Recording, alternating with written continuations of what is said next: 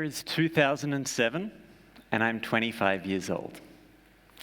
Like many 25-year-olds, I'm confused. I knew I cared about social justice, and I was going to a lot of protests, but I wasn't feeling like what I was doing was making much of a difference. I was looking for something meaningful in my life. And at exactly this time, I came across a book on a bookshelf in a university bookshop.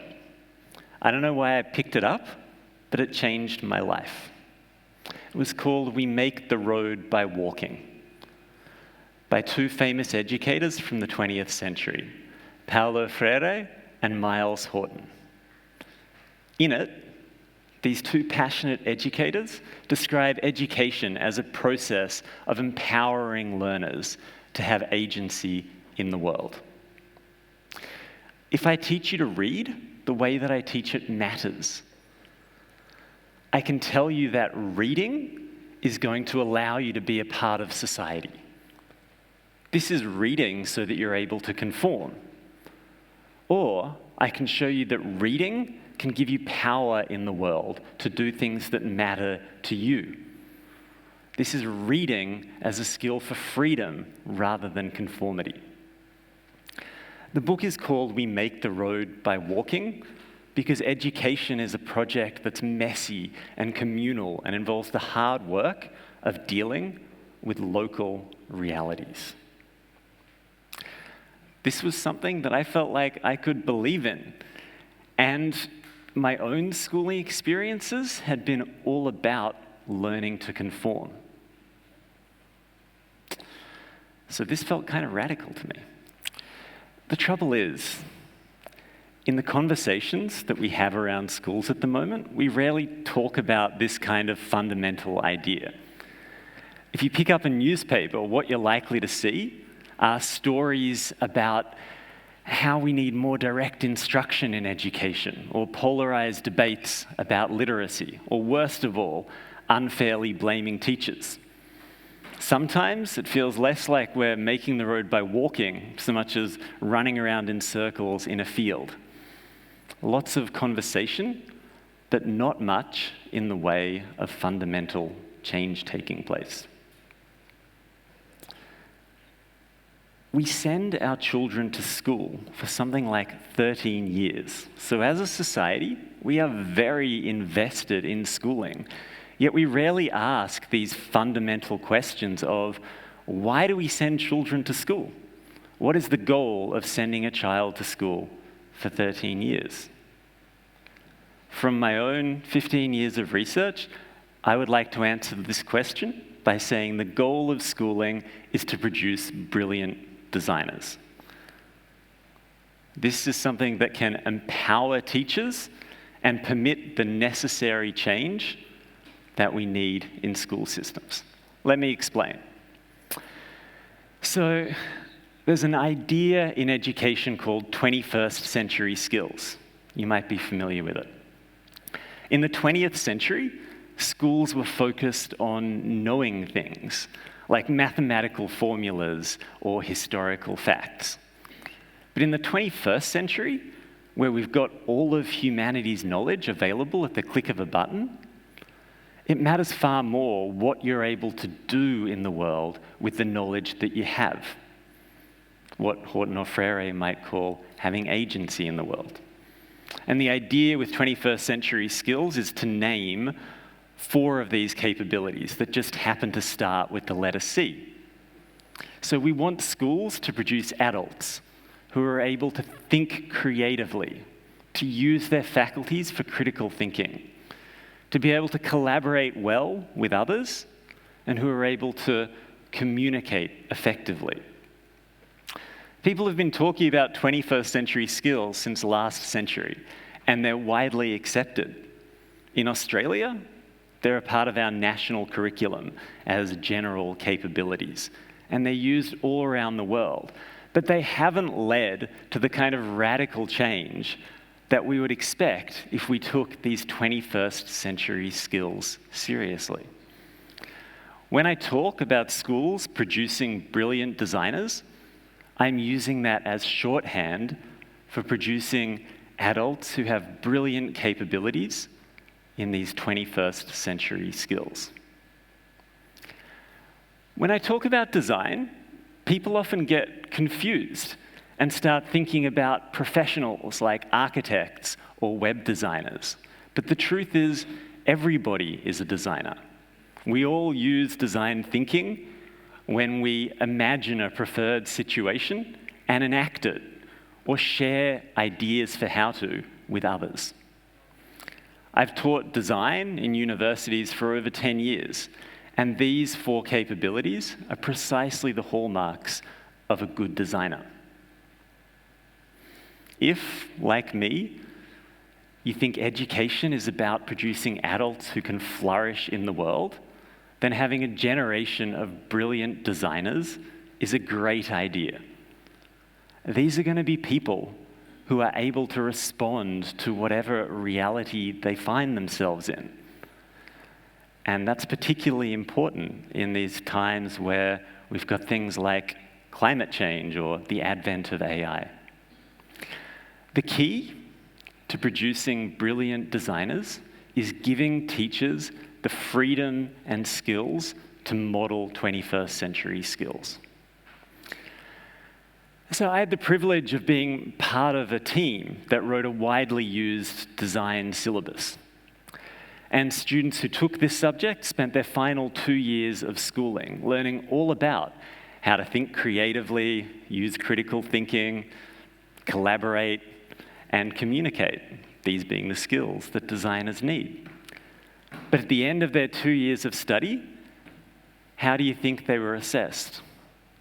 In a 2-hour sit-down exam, alone in an examination hall, and at the end of it, their responses were compared to some predetermined answers to see how well they were able to compare to them. This is not how to assess collaboration or creativity, and of course the teaching then follows the high-stakes assessment. This kind of mismatch is present all throughout our school systems, where we've got the message saying one thing, that we want students to be learning 21st century skills, but the medium through which they're learning it and being assessed is saying something completely differently. To be creative, you need to be able to experiment and take risks. And yet every day, students in our school systems sit in a classroom in a system that manages every risk to the nth degree. To be creative, you have to think outside the box, and yet we have an assessment regime that is entirely focused on seeing how well students can conform to a predetermined narrow set of answers. To use critical thinking, we have to question authority and challenge the assumptions that we find. And yet schools remain these top-down, rules-based institutions. And to be able to collaborate and communicate effectively, you have to respond to these particular people in this particular place. And yet, in our school systems, we have these central policies that are rolled out in a similar way to a small regional school as a big inner-city school. If we want to produce a generation of brilliant designers, then all of this has to change.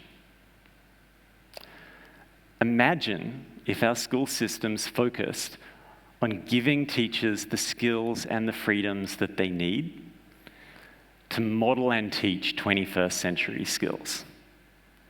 Teachers are expected to take on so many different roles. They have to cover all of the content, prepare students for tests, do the administration, the reporting, and in amongst all of their roles, this role of helping students to grow can get crowded out. Imagine if we supported teachers in developing their abilities to think creatively, communicate, use critical thinking, and to collaborate by having more space in the curriculum, and then trusting them and supporting them so that they can develop as brilliant designers of learning. This would go a long way to addressing the current teacher crisis, where there's a chronic shortage of teachers in Australia and in other countries with similar school systems. The trouble is, change in school systems is quite difficult. School systems tend to have change come from the top down rather than from the bottom up. And when change does happen, it's all about adding things in to fix problems. So we tend to get new things added into the curriculum and new responsibilities added onto teachers. There's this additive bias. Very rarely is anything taken away or fundamental change permitted to occur. As a result, the year is 2024, and schools still look much like they did. Schools still look much like they did when I was in high school in the 90s. Students are still divided into much the same year levels by date of manufacture. They're taught much the same subjects, perhaps plus a bit of technology, in much the same buildings, and they're being taught and assessed in much the same ways.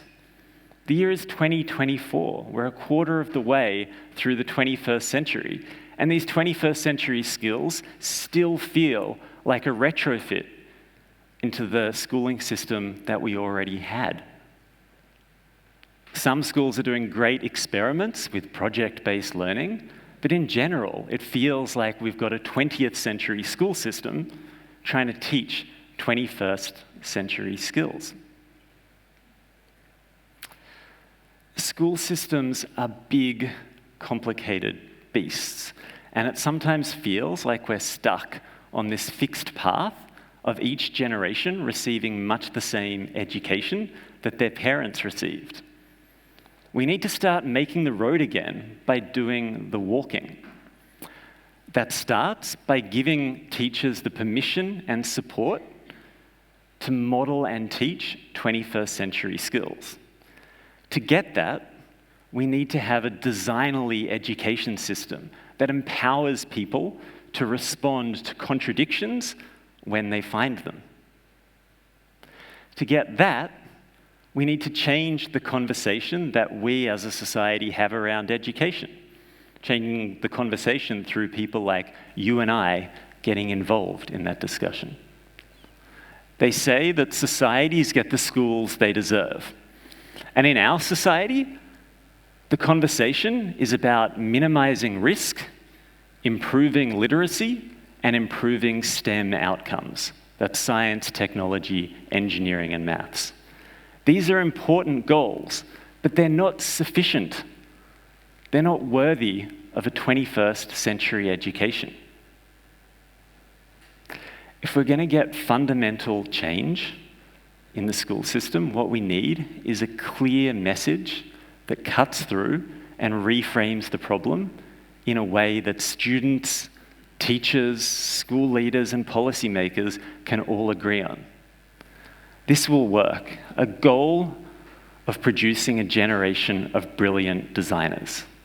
If we're going to make the road by walking, then this is the direction in which we should head. Thank you.